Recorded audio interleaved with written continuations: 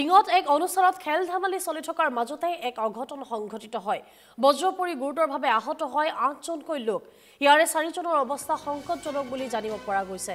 টিঙৰ সোণাৰী গাঁৱত সংঘটিত হয় এই ঘটনা। আহত জহিৰুল ইছলাম, আজগৰ আলী, মুস্তাকিন আহমেদ, খাইৰুল ইছলাম, জোছনাৰা বেগম, ৰুছনা বেগম, ৱাছিম আক্তাৰ আৰু কাৰিজুল ইছলাম বুলি জানিব পৰা গৈছে। আটাইকে টিং FRUত ভৰ্তি কৰোৱা হয়।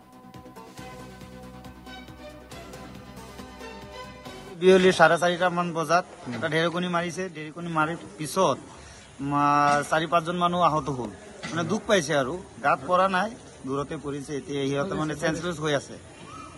এতিয়া ডিং হস্পিটেলত অনা হৈছে, কিন্তু ডক্টৰে এতিয়ালৈকে ভাল ৰিপৰ্ট দিয়া নাই আমালোকক। কিমান মানুহ এতিয়া ধৰক 5জন মানুহ এডমিট কৰা হৈছে আৰু কেইবাজনো আছে।